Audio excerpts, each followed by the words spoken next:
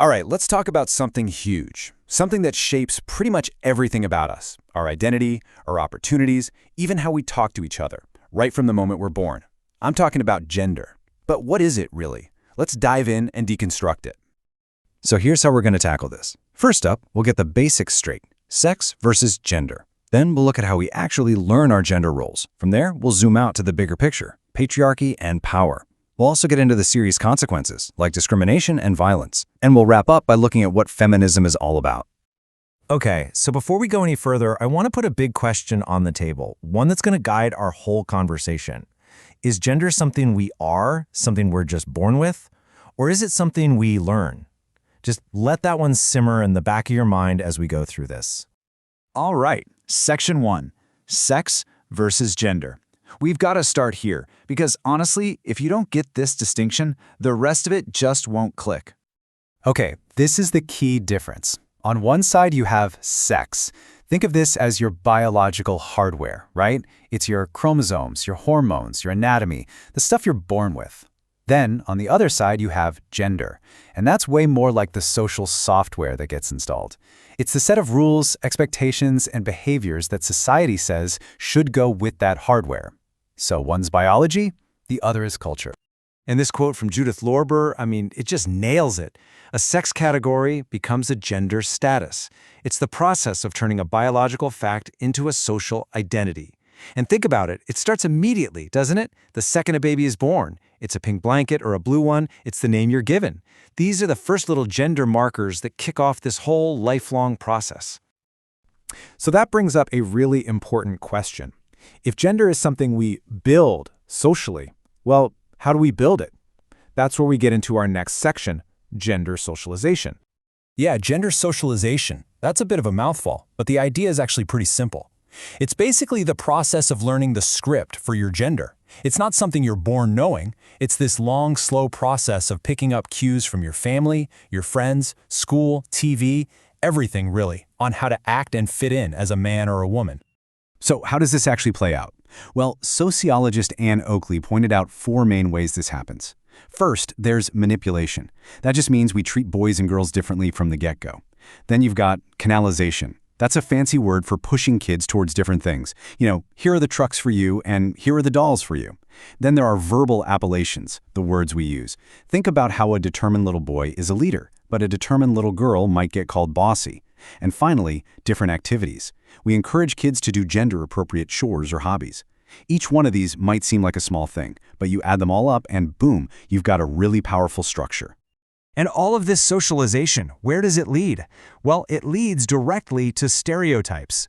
These become these powerful but really limiting boxes that we expect people to fit into.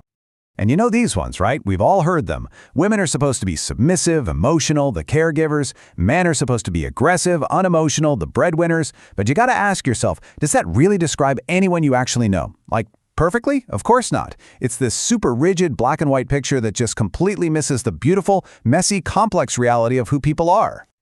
Okay, so we've talked about how this works on an individual level, how we learn gender. But now, let's pull the camera back. Let's zoom out and look at the bigger systems at play that create and enforce these rules. And that brings us to Section 3, patriarchy and power. So the big one here is patriarchy. And it's really, really important to get this right. This is not about blaming individual guys. It's about a system, a social and cultural system, where for a very long time, men have held most of the power. In government, in business, in the family, it's a structure that's kind of baked into the foundations of our society. So you might be wondering, how does a system like this keep going? Well, one of the key engines is this idea called hegemonic masculinity.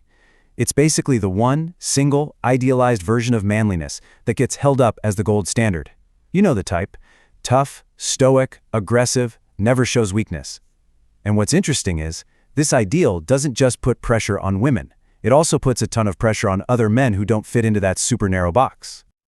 Okay, we've been talking a lot about systems and ideas. But so what? What does this actually mean for people in the real world? Well, this next section is where we get into the very real and often very painful consequences. Yeah, because we're not just talking about theories in a textbook here. These systems have real, serious, and widespread consequences that affect millions of lives every single day.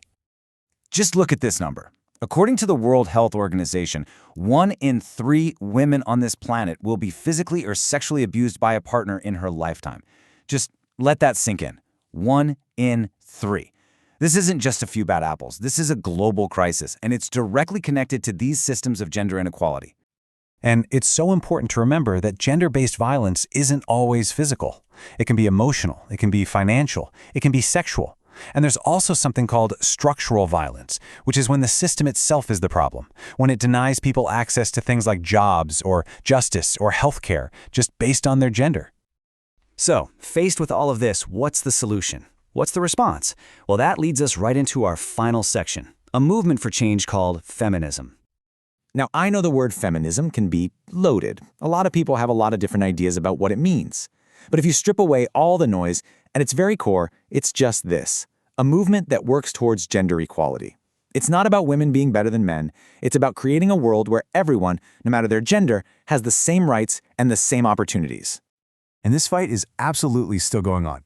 Today's feminists are tackling some of the biggest issues out there. Things like the liberation of women's bodies and the right to choose, the ongoing battle to end violence against women, the push for real equality at work, and, calling out the sexism we still see all over pop culture. So here we are, back where we started. Remember that question, is gender something we are or something we learn? I think we've seen pretty clearly that it's a social construct, something we've built together over time. And that leaves us with one last, really exciting and kind of challenging question. If we're the ones who built the gender rules we live with now, what can we decide to build next?